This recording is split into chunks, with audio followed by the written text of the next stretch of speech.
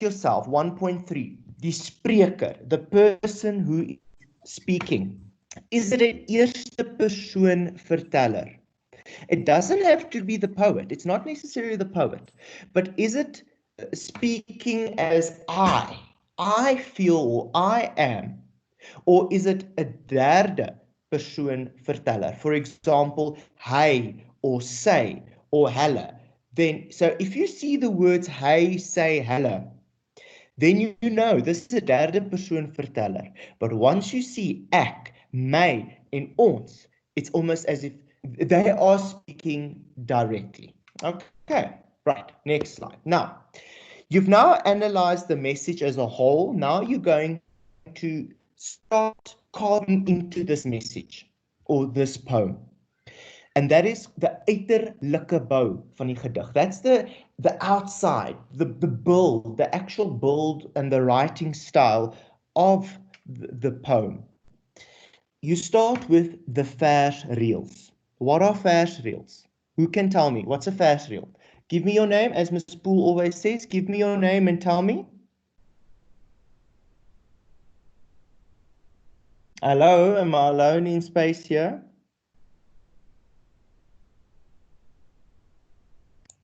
Kom Faizan, Rowan. Yes, so, yeah, say again. My name is Rowan, and is that those writing rules? Or what? Writing rules. No, not writing rules as such. Okay, so a versreel is basically a is it the stanza of no, it's not a line. No, don't ever say it's a line. But it is it's a juffrou, wat sê Engels vir 'n versreel? So a versreel is a line in a poem, but in English we say line. You cannot use the say, you can't directly translate to lyne when we speak in Afrikaans. In Afrikaans, we call kind of the line or the sentence on one line in the poem, we call a versreel. It's not a line, but in English, when you do poems, you do say line 14 or whatever, but don't translate it directly. Dankie, juffrou. Okay, cool. So yeah, a versreel is the line in the poem. Then you get your strophas. Now this I know at least is a stanza in English. It's the parts in which it's almost like the paragraphs, but we don't call it paragraphs, we call it stanzas or strophas in Afrikaans. And dis die dele, the parts, die dele waaruit die gedig bestaan, the parts in which the poem is built on.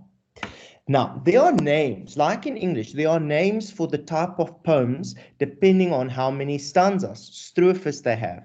So, if you have 2 versreels, it's a couplet, okay? 3 tersinne, 4 versreels is a kwartijn, 5 versreels, 5 lines is a quintet, 6 versreels is 'n sextet en 8 versreels is 'n octaaf. Now I know on the piano as well, anything to do with eights. When I play piano and I have 8 notes separating, then I also call it an octave, which means 8. So it's very important that you know this. Going up, I know in grade 10 we go as far as a sonnet, which are 14 lines, but that's for grade 10. But just to tell you how important it is that you understand the names of the types of poems depending on how many stanzas, strophas they have. Right, moving on. Now, every poem either has got a rhyme patroon, like a rhyming pattern. So they are identified in alphabet using letters from the alphabet. So if it's a paar rhyme, it would be A, B, B. So let me think. Die kat sit op die mat. All right, so kat and mat. Those are two lines that are right beneath each other that rhyme. So it would be A, B, B, okay? Then you get a kruisrym, where every second line rhymes. So I can't think of one now. Let me just see. So basically you've got one line and then you've got your second line, but your third line then rhymes with the first one. So they're crossing each other. So that would be R, known as kruisrym, because kruis means to cross. They are crossing each other. Then on omarmde rym, think of friends holding each other, like hugging side by side, like for sport photos. Okay, their arms are around each other's shoulders. That would be R. So the first line rhymes with the fourth line, but the two lines in the middle rhyme with each other. I'll find you examples and I'll share it with you sometime. And then slagrym is R, where all four lines in the paragraph, in the stanza, in the strophe, rhyme with each other. And then you get gebroke rym. There's absolutely no fixed rhyming pattern in a gebroke rym. Okay. Do you have any questions at this point? Ja, meneer. Okie dokie. Right. Now, meneer. going. All right. Uiterlike bou van die gedig. We still there at the build of the poem, the outer building of the poem. Right. Typography. I'd love to hear from you what you think typography is. Who's got an answer to typography? Come on, people. I know there's some very smart. All of you are smart. Come on. What is typography? Think of the English word, topography.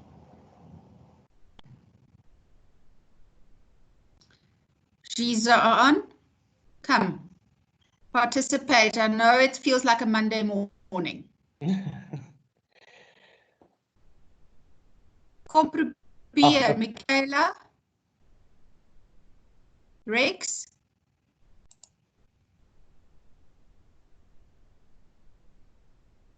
Okay, I'll just go on this. What? Sishan. So is it the way the poem is structured? In terms of what? In terms of like the punctuation and stuff. Okay, now wait a minute. Now think of the word tipu. What does it sound like? Type. What is type? I'm not talking about, that's not my type of girl. I'm talking about typing on the computer. Click, click, click, click, click. Okay? What does that tell you? Meneer, Yes. is it the font? Like the type of font? Very close. Okay. So what it is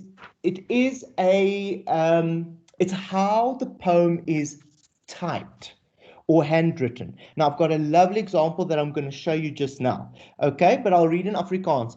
It's hoe die gedig uitgedruk is en hoe die letters lyk. And how the letters look. So yes, you're right. It is bold letters or skuinsdruk, or all capital letters. For example, if there's a line where someone is very angry, ek is kwaad. In the poem, it may be written in capital letters or skuinsdruk. What do you call that in English? Is it italic? Italics. Italics, where the letters are just different because there's a message behind that part of the poem. Okay, then the rhyme. Yes, ma'am. There's just a question from Faizan. He would like you just to repeat what did we call a poem that consists of 7 lines? 7 versreels. Het ons 7, juffrou? Ek het nie 'n 7 nie. Juffrou moet my help hier met 7 van ek het Okay, die we'll need to note. Google that, Faison. Good question. I don't know, unless there's like a written rule about poems. I don't know. Yeah, that's 5. This is, yeah, 2, 3, 4, 5, 6, and 8. That would be very interesting. What is a 7 in general terms? We'll Google that. But thanks for the question. Okay, right. Can I move on? Any other questions? Ja, meneer. Meneer. Okay. All right. Ja, meneer. Right, rhyming, die rym. Die gebruik van rymklanke vir die struktuur en of eenheid in die gedig. Now, the rhyming basically builds on the structure and or the unity of the poem, how it's structured. You get halfrym, rym wat binne die versreël plaasvind.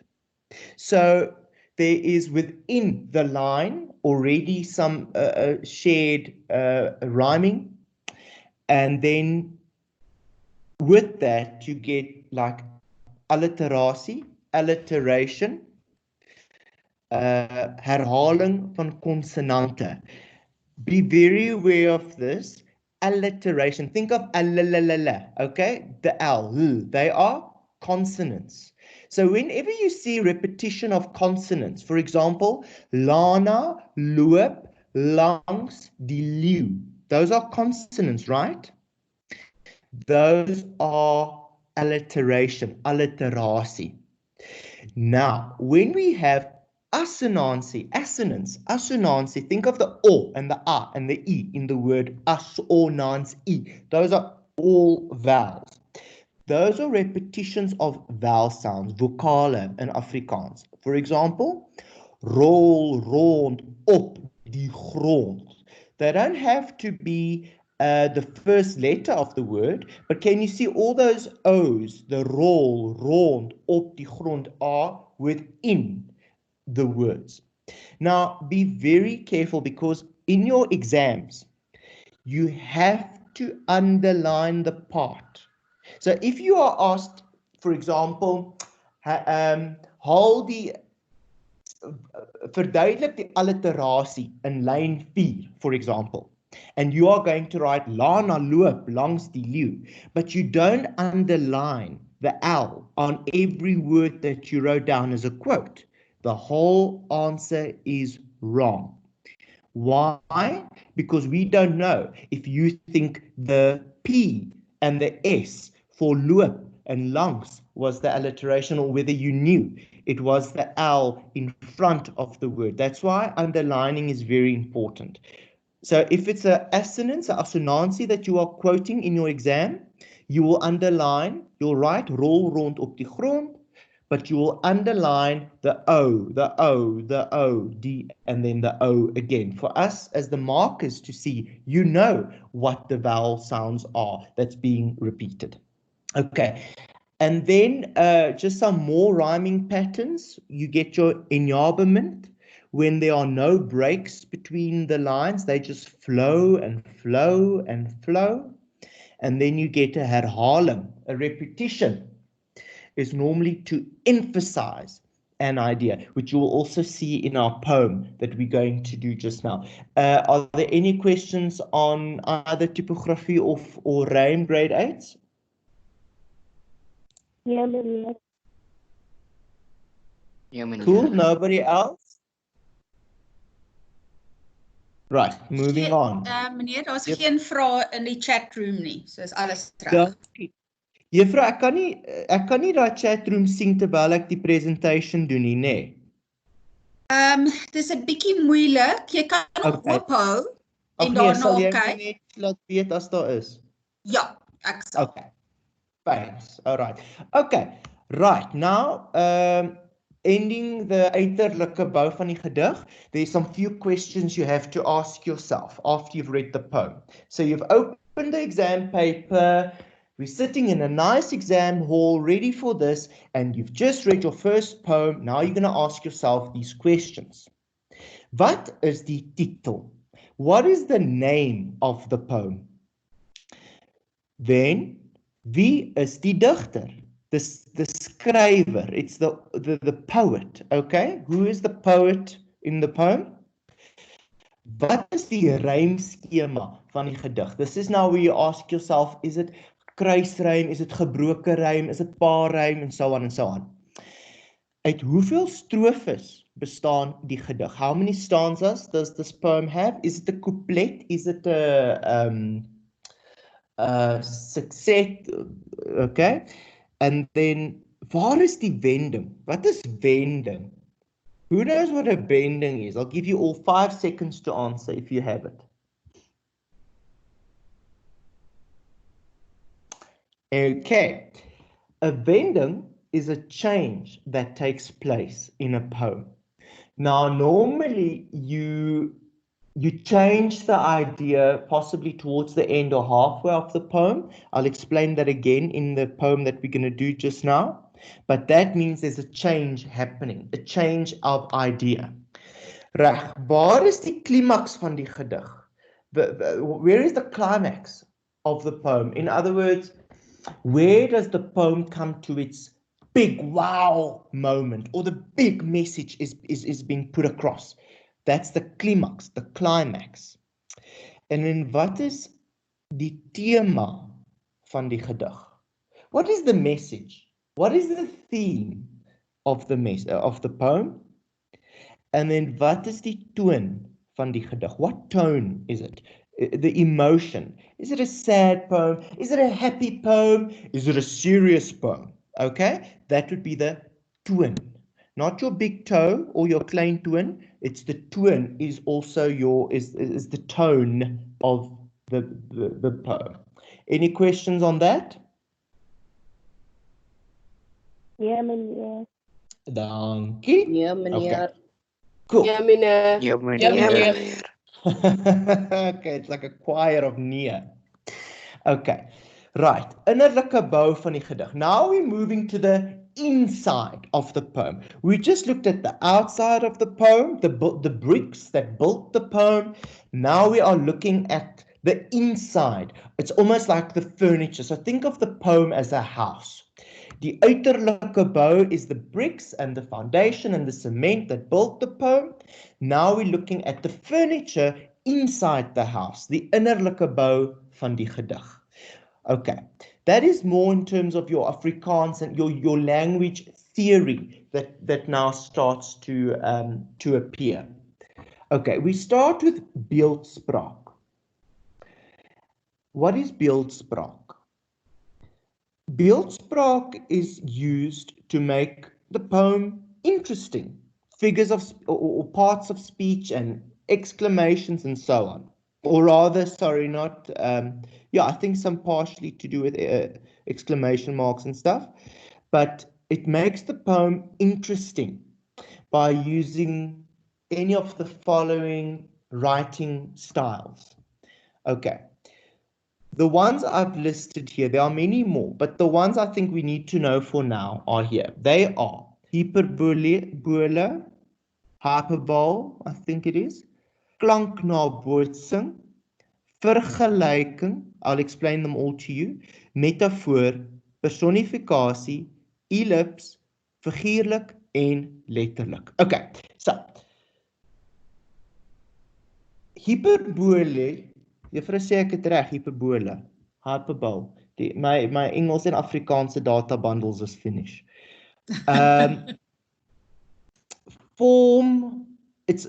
Hyperbole is 'n vorm van oordryf. Och, die hele wêreld weet nou. Now the whole world knows. That is not possible. The whole world cannot know your little secret. Even if you did put it on Facebook and Instagram, because there are 7 billion people or 8 billion people living on this planet, there's not a chance that each and every one of you will know your secret. But if you found out that your friend told their friend your secret and they told their friends, you would use the hyperbole to say, ooh, die hele wêreld weet nou. The whole world now knows my secret. Okay. Right. Then we get klanknabootsing. That is your boom. or sounds that you would normally describe by writing down what it sounds like. For example, a dog barking, woof, okay? That is a sound. A car crashing into a tree, boom, okay? Those are the sounds. You see, klank, na, boot, sing. Klank, na, boot, sing. Okay. Then you get your comparison, your vergelyking. So blou soos die see. So blou soos die see. Or okay? Soos. Look for the word soos. Like in English. As blue as the ocean. Like means it's a comparison. Vergelyking. Then you get a metaphor. Metaphor. A lot of these words are similar to the English ones, sound similar to the English ones, so that's nice to remember for your exam. Your metaphor is jou oë is vensters. Your eyes are windows to the soul. People say that a lot. Your eyes are the window to your soul. Okay. Are they really windows? Are they made of glass? Can you open and close them? Okay, but if I said your eyes are like windows, then that would be your vergelyking. But when I'm telling you it is like that, then it is a metaphor. Okay, dan personifikasie. Personification is when you give a non-living thing human characteristics. A non-human thing, human characteristics. For example, die son lê laag. Now, can the sun go and lie down? No. However, we speak like that. When the sun starts to set over the mountains, you can say the sun is laying down low there by the mountains. But only humans generally lay down. Or kom ek dink die blare waai. Okay, I guess it does wave, but it's more human characteristics given to non-human things. Okay, dan 'n ellipse is iets wat nog kom. It's like something, I'm not finished. So if I end a line with dot, dot, dot, it means what? Something is about to come. I'm not done with my message. The line isn't really finished. All right? And then you get your figurative, your figuurlike gebruik van taal. Die wêreld staan stil. The world is standing still. Can the world really stand still? No. Okay? However, we use it again in language to make our world more interesting by saying things like this. When I'm with you, the world stands still. Or time just stood still. And then letterlik, sy hart gaan staan. His heart has stopped. Okay? It's literal. Dis letterlik. It really is happening. Are there any questions on beeldspraak so far? Yeah, meneer. Okay, but are you Yeah, guys meneer. happy? Are you following? Okay, juffrou Nee, Pool, meneer. is ek aan trek hierson. Jy is, alles is reg? Dankie, juffrou. Okay. Oh, that's the end. Wag, kan dit wees? Ja. Okay. So that is basically the theory. So I'm just going to recap very quickly before I go on to the poem. So you get the poem's right in front of you in your test or exam or whatever activity. You ask yourself these questions: what's being said, how is the poet doing it, and how do I know how this message is being across? What is the thema? What is the message of the poem? And who is the speaker? Is it a first person speaker or a third person speaker? Eerste persoon verteller, derde persoon verteller. Right, now we're looking at the building blocks of the house. Remember, I said think of a poem as a house. We're now looking at the bricks that built the house. Those are your versreels, your lines, but don't call them lyne in Afrikaans. Strofes are your stanzas. further divided into 2, 3, 4, 5, 6, 8. I'll go and Google if there are more types, but for now, these are the most common ones. Then you get your rympatroon, which is paarrym, kruisrym, omarmde rym, slagrym en gebroke rym. Typography, it's how the letters are typed or written, bold, italic, or funny, whatever. It's part of the message. It's the way that the poet is trying to get the message across by means of typing. And then you get your rhyme, half rhyme, alliteration, half rhyme, alliterasie, assonansie, embodiment en enjabement en herhaling.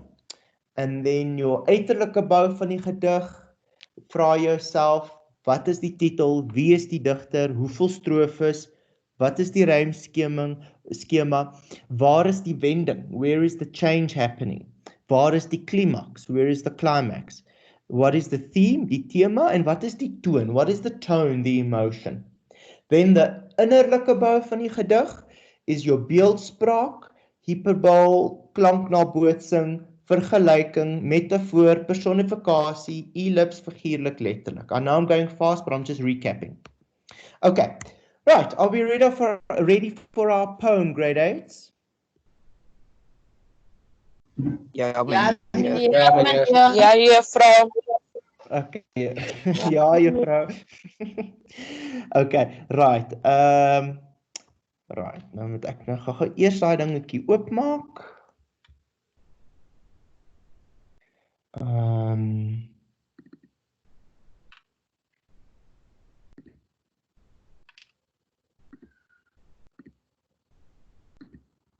Tosse, okay. Kan julle my gediggie sien? Is hy voor jou?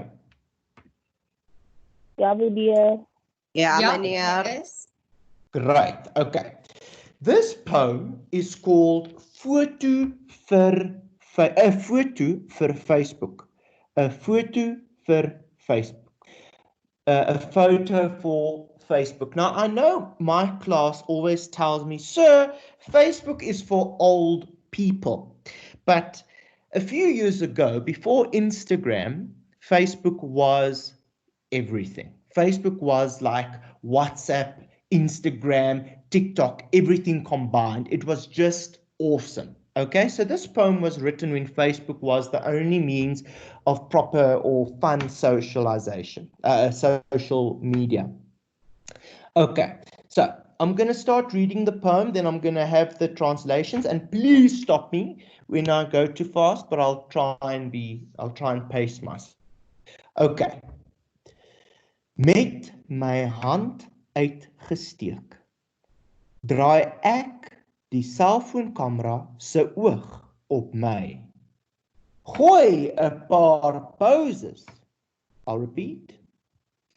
Met my hand uitgestrek, draai ek die selfoonkamera se oog op my. Gooi 'n paar poses. With my hand stretched out, I turn the cell phone camera's eye on me. Throw a few poses. Okay? So what's the first thing you do when you're at Sandton City with your chommies or Rosebank Mall? You take your phone, you stretch out your hand to do what? To take a selfie. Right. Hollywood, glam, freak, weirdo, player, maar se soet kind, draggie, popster, rockster, loser, sweetie pie. Okay? Now, I'm not going to translate because these words are mainly in English. I'll read them again. Hollywood, glam, freak, weirdo, player, maar se soet kind, draggie, popster, rockstar, loser, and sweetie pie. So these are the poses. Throw a few poses. Sorry, I should have put the double punt there. Like it is here. Gooi 'n paar poses. throw a few poses. What are the poses that you're going to throw? You either do the Hollywood, the glam freak, the weirdo, the player, master soetkind, druggie, popstar, rockstar, loser, sweetie pie. These are all the kind of poses that you can throw. Maar as jy my leer ken, soos in genuinely ken, sal jy uitvind dat ek meer as net 'n Facebook foto is. Maar as jy my leer ken, soos in genuinely leer ken, sal jy uitvind dat ek meer as net 'n Facebook foto is. Now, before I go to the English translation, I want someone to try and tell me what this paragraph, this stanza means. Sir, Yebo. sir, my name is Hadhati. Hello. Sir, I think it means if you genuinely get to know me, you will find out that I am not just a Facebook photo. Oh, absolutely. Well done. That's excellent. Okay. Right. If I could give you a sweet, I would give you one. Okay. So a virtual sweet. There you go. Right. So that's exactly it. Sorry, who, But- may I just ask, who was that who answered? Who answered the Sir, question? ma'am, it Was was it Tato? Tato. Tato, Yes, ma'am. okay. Hi, ma'am. Was it title? Yes, it was. Okay, cool. All right. English translation, like Tato said, but if you get to know me, like in genuinely know me, you will find that I am more than just a Facebook photo. Right. This is the entire poem. I broke it up for you, but this is what the entire poem would look like. Okay? Let's start with the first strofe, strofe 1. Met my hand uitgestrek, draai ek die selfoonkamera op my, se oog op my. Gooi 'n paar poses. Okay. First thing, eerste persoon, my en ek. So the speaker in this poem, is it first or third person speaker? It is first. How do I know that? Because the word my en ek is used in this poem. Right. Then the word oog and cell phone camera se oog. Does a cell phone really have an eye? No, it doesn't, because it's not a human. So it's personification. And what does it refer to? The lens in the camera that takes a picture of me. And then, can you see there's a double punt? Those two, the dots next to the word poses. Die deelteken. The double punt. Why is there a double punt? Who can tell me why there is a double punt? Tato? So Okay, yes, yeah. Sorry, can you see that thing? Was it? Yes? Yebo, speak. Sijan, jy kan praat. ja, maar juffrou, my internet cut off. Juffrou, okay, so cool. meneer, is it because it's listing the poses coming next? Absolutely. Well done. Juffrou, gooi vir Zishan, is dit Zishan? Ietsie. Ek sal so maak. Okay, so gooi 'n paar poses. Now that means that the poet, the dichter, is now going to give you a list of poses that you can gooi. Okay? Hollywood, glam freak, weirdo, player, ma se soetkind, druggie, popster, rockstar, loser, Sweetie pie. Now, I wish some of you could put your cameras on for me and show me some of your favorite poses. Is there anyone brave enough to put their camera on to throw me a few poses? Yeah. Okay, come on, people. All right. Maar, but, there's, oops, hold on. Wag 'n bietjie. Does it? Oh, okay. So there's a list, a verklarende lys that's going to come. Gooi 'n paar poses. So now the list is following. Okay, that's strofe 2, and that is also, by the way, die tipografie. Jy word enige van die woorde. You now are becoming any of these words in that spiral that in front of your camera. Okay? That is the typography used in this poem, the fact that it was written in a spiral. Now, the fact that the reason why it was written in a spiral is because basically, like paparazzi, everything goes out of control. You don't know which camera to look at anymore. It's just spiraling, one pose after the other. Give it your best shot. Touch your lips. Do this. Put your leg there. Put your hand there. Whatever. It just spirals out of control sometimes. Right. Strofe 3. Maar, as jy my leer ken, soos in genuinely leer ken, can you see there's a wending, a change taking place? And that is emphasized, or that is explained by the use of the word maar. Okay? But. So the first two strophes, the first two stanzas, the poet is telling you, look at me, I've got the phone in my hand, look at all my poses, I'm fabulous, I'm wonderful. And then comes strofe 3. Maar, but, as jy my leer ken, soos in genuinely leer ken, right? Look at the words ken. Can you see that they are repeated? We call that herhaling, repetition. Why did the dichter repeat the word ken?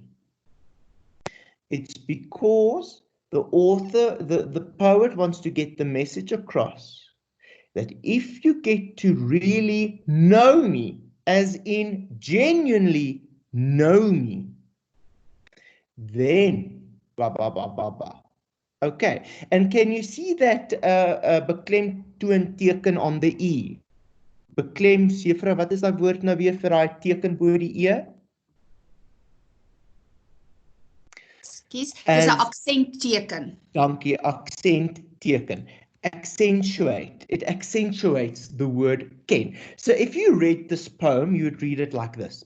Maar as jy my leer ken, soos in genuinely ken. So when you see that aksentteken, it means you've got to accent that word. Okay? And then the word genuinely is an English word. So, sir, why is there an English word in Afrikaans poem? It's because if you listen to a few Afrikaans-speaking teenagers, I don't know if you've ever overheard a group of Afrikaans-speaking teenagers, whether they are in Lindenhoor or Randburghoor or Help Mekaar, they will always throw in English words when they speak Afrikaans, like, jy moet my genuinely leer ken. You throw in the English word. It's part of the teenage language. As teenagers, one would throw words in from all sorts of languages. Dis so cool, of jou pa is so cool. Cool was initially an English word, and then they decided to throw it in. So it's just teenage language. And then strofe 4, sal jy uitvind dat ek meer as net 'n Facebook foto is. Okay? And the digter is Fani Viljoen. All right. What is the theme? What is the theme? Die tema. Ek